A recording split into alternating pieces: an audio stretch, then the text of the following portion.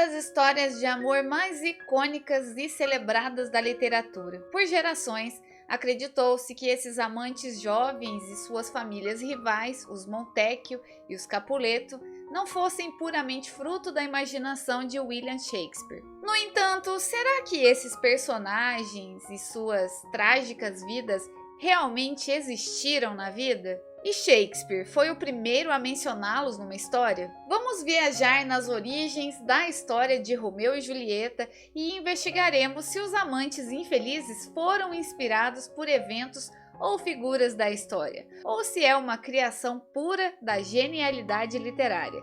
Se você ainda não é inscrito, clica agora para se inscrever e assim não perder nenhuma das nossas viagens através do tempo. Meu nome é Vanessa Silva, uma historiadora em formação, e a quem interessar, essa é a história que eu vou contar hoje. Veremos as teorias, os fatos e as pistas que nos ajudarão a decifrar o enigma de Romeu e Julieta.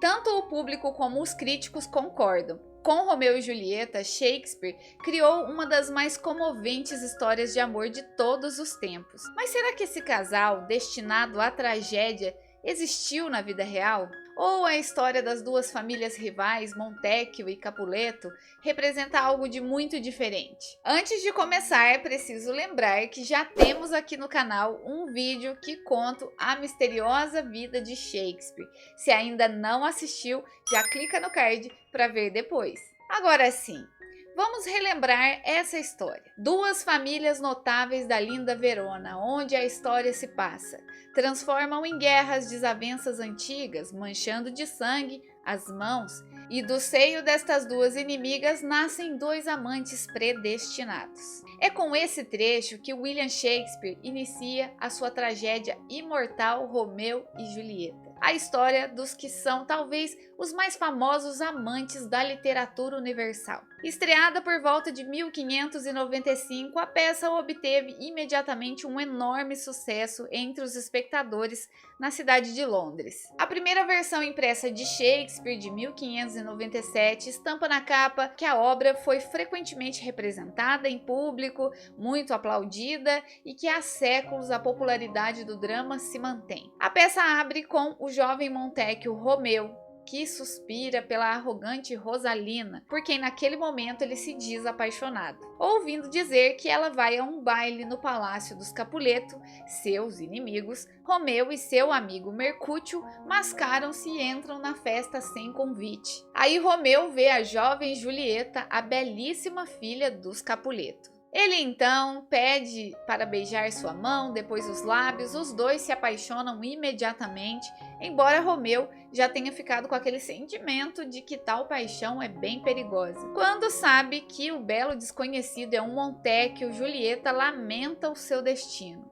Logo havia eu de amar tão odiado inimigo? Depois do baile, Romeu se esconde no pomar dos Capuleto, onde vê Julieta à janela confiando à noite o seu amor, e dizia que se Romeu não renegar o pai nem abandonar o nome, ela, Julieta, não continuaria a ser uma Capuleto. O seu pretendente aparece e o par apaixonado jura ignorar a inimizade que separa ambas as famílias e se casariam em segredo. Eles pensavam que essa união iria terminar com a hostilidade entre Montecchios e Capuletos. O ingênuo Frei Lourenço aceita celebrar a cerimônia no dia seguinte, mas os noivos têm de se separar logo a seguir, prometendo se encontrar nessa mesma noite junto à janela sobre o pomar, onde pela primeira vez juraram o seu amor. A sua alegria, porém, durou pouco, cortada pelo primeiro de diversos contratempos trágicos. Quando estava a caminho de casa, depois do casamento, Romeu se encontra com Mercúcio, sendo provocado por Teobaldo,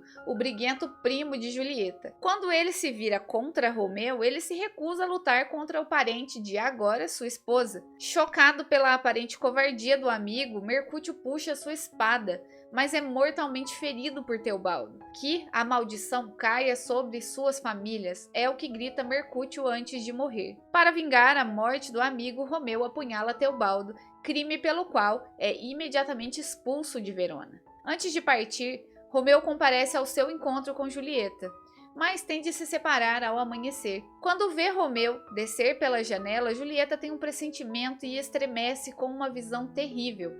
Ela diz ter visto Romeu como morto no fundo de um túmulo. A conselho de Frei Lourenço, Romeu foge para Mantua, aguardando a publicação da notícia sobre o casamento secreto, que o Frei ainda acreditava que traria a reconciliação entre as duas famílias em guerra. Julieta enfrenta agora um dilema, pois os pais insistem no seu casamento com Paris, parente do príncipe de Verona. Ela, nesse momento, já estava casada com Romeu. Ela, então, pede a opinião do Frei Lourenço e, sem saída, a única opção que o Frei consegue imaginar é uma armação. Ele dá a Julieta uma porção narcótica que a fará entrar em transe, como se estivesse morta, e diz que, depois de a colocarem no túmulo, chamará Romeu para que ele a leve para longe, em exílio. Mas outro contratempo frustra o plano, pois Romeu não consegue receber a carta do Frei e, em vez disso, ouve dizer que Julieta morreu e foi enterrada. Regressa então secretamente para Verona e entra no jazigo dos Capuleto, onde encontra Paris, que chora junto do caixão de Julieta, supostamente morta, e, desolado, resolve se juntar à amada e tomar uma dose de veneno que trouxe consigo. Só então Julieta acorda de seu transe, vê Romeu morto ao seu lado, percebe que o destino os traiu e se apunhala com a arma de Romeu. Reunidos, enfim, no local da tragédia, Montecchios e Capuleto são lembrados pelo príncipe de que foi o seu ódio mútuo que originou aquela tragédia. Os rivais fazem as pazes. A família Montecchio promete erguer uma estátua de ouro de Julieta e os Capuleto fariam o mesmo para Romeu. É o príncipe quem tem a última palavra. Nunca houve história mais trágica do que esta de Julieta e seu Romeu. Agora que lembramos a trágica história dos amantes de Verona, fica o questionamento. Será que essa história foi baseada em algo que aconteceu de verdade? De tão tocante e dramática, a história de Romeu e Julieta levou todo o público a se convencer de que se baseava em certas pessoas e acontecimentos reais. Girolamo della Corte, um italiano contemporâneo de Shakespeare, era convicto da veracidade da lenda. Indicou confiante, embora sem fontes confiáveis e de modo arbitrário, numa história de Verona, o ano de 1303 como sendo o da trágica morte do casal real. Nem Shakespeare, nem mesmo o seu editor afirmaram a existência histórica dos amantes. A versão impressa da peça de 1597 se chamava Uma Tragédia Engenhosamente Imaginada. Acontece que a história de amantes predestinados muito semelhantes já se encontram em obras muito antigas, como Antia e Abrocomas, um romance grego do século II de Xenofonte Efésio. Mas as inspirações de Shakespeare parecem ter sido muito mais próximas da sua época. Uma história semelhante à de Romeu e Julieta apareceu em 1476, anos antes da de Shakespeare, num novelino, que são histórias curtas de Masuccio Salernitano, intitulado Mariotto e Giannozza. Embora tenha algumas semelhanças temáticas e estruturais com Romeu e Julieta, a obra de Shakespeare não é uma cópia direta, mas pode ter servido como uma das influências que ele usou ao criar a sua famosa tragédia. História semelhante voltou a ser narrada uns 50 anos depois por Luigi da Porto, que chamou os seus heróis de Romeo e Giulietta. A história recentemente descoberta de dois nobres amantes de da Porto continha todos os elementos principais da tragédia de Shakespeare. O cenário em Verona, duas famílias inimigas chamadas Montecchi e Capuletti, a dupla morte no fim. Apesar das semelhanças, existem personagens bem distintos na obra de Shakespeare, mas sua obra desempenhou também um papel importante na popularização da história de amor proibido entre Romeu e Julieta,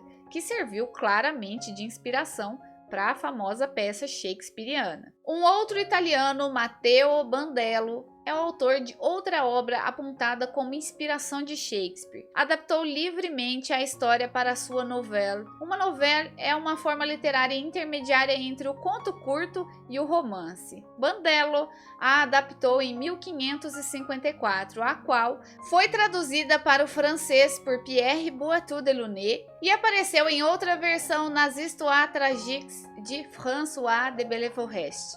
em 1559. Por sua vez, a versão francesa foi traduzida para o inglês em verso por Arthur Brooke, com o título A Trágica História de Romeu e Julieta em 1562. Bom, como vocês puderam ver, muita coisa surgiu antes da versão de Shakespeare de 1597, que serviram aí de inspiração. Mas foi Shakespeare que deu vida a essa história. Ele era um mestre em transformar histórias e temas existentes em obras-primas literárias. Nenhum outro trouxe a profundidade aos personagens como a narrativa de Romeu e Julieta de Shakespeare, que a tornou uma das mais icônicas tragédias da literatura e do teatro. A habilidade de Shakespeare em desenvolver personagens complexos, explorar emoções humanas e criar diálogos memoráveis contribuiu para a duradoura popularidade dessa história. Além disso, a linguagem poética e suas reflexões sobre o amor, a juventude, o conflito e a tragédia fazem dessa peça uma obra-prima da literatura ocidental. É quase certo que Romeu e Julieta não passam de personagens da ficção. Qualquer que seja a época ou a língua em que foram criadas, já foi sugerido que as duas famílias conflitantes, a moldura em que se enquadra a tragédia, eram reais. Os nomes Montecchi e Cappelletti, ou Montecchio e Capuleto, de Shakespeare não foram inventados por Porto. Na Divina Comédia de Dante Alighieri, ele fez alusão a lutas internas na Itália, num trecho que diz: "Vinde ver os Montecchi e os Capuletti". Dante escreveu no sexto canto da parte indicada ao purgatório do seu poema épico o seguinte trecho: "Vede os curvados pela dor ou pelo medo. Vinde, homem cruel, ver o domínio e a tirania dos vossos nobres punir as suas maldades". Apesar desse trecho se referir a rivalidades familiares, as tentativas de encontrar referências históricas válidas das duas famílias chamadas Montecchi e Capuletti foram infrutíferas. Houve quem disse que a solução para o enigma era que, contrariamente à crença popular, as designações Montecchi e Capuletti poderiam ser referências a partidos políticos e não nomes de famílias. Esses partidos teriam assim representantes locais das facções rivais que dominaram a vida política italiana no final da Idade Média, os Guelfos e os Ghibellinos. Os Guelfos deviam seu nome a uma família alemã chamada Welf. Advogavam para a Itália em um estado federal encabeçado pelo Papa, cujo nome deriva da antiga casa do Hohenstaufen, na Alemanha. Apoiavam os esforços do Sacro Imperador Romano Germânico no sentido de impor a sua autoridade a toda a península italiana. Essa prova de força prolongou-se desde meados do século XII até a segunda metade do século XIII, degenerando depois uma desavença de mera relevância local. Um grupo de ghibellinos teria adotado o nome Montecchi do castelo Montecchio Maggiore, perto de Vicenza, onde se realizou a sua primeira assembleia, e conseguiu impor o seu domínio sobre o governador Guelfo de Verona, situada a cerca de 50 quilômetros a oeste. Partido este que teria passado a usar o nome por causa do diminutivo de chapéu, que em italiano é cappello, que seus membros usavam. O diminutivo é capelletto. Mas enfim, é pura investigação e não existe nenhuma documentação ou registro sobre qualquer choque entre esses partidos Montecchi e Cappelletti. Se foi assim mesmo, como foi então que esses dois partidos políticos locais acabaram virando duas famílias antagônicas de Verona em romances?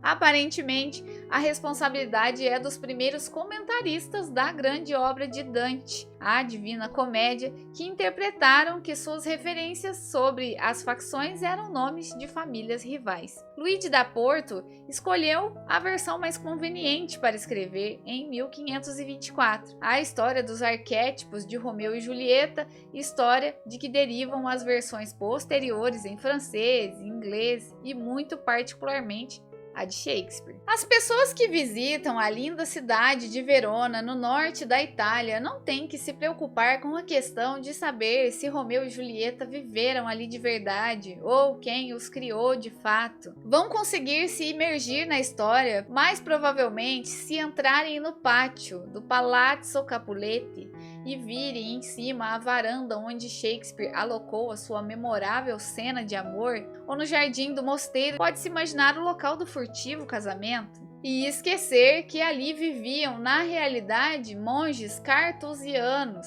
ao passo que Frei Lourenço era franciscano. No jardim como esse, Frei Lourenço podia ter colhido as ervas que fez a porção para Julieta. Finalmente, os visitantes podem se deixar cair uma lágrima no subterrâneo e sombrio, que é identificado como sendo o túmulo onde morreram Romeu e Julieta. Esses meros detalhes não fazem a menor diferença, porque na verdade não tem importância não se poder provar que os jovens amantes da famosa peça de teatro tenham existido. O que importa, evidentemente, é o gênio de William Shakespeare, que de qualquer forma os tornou imortais.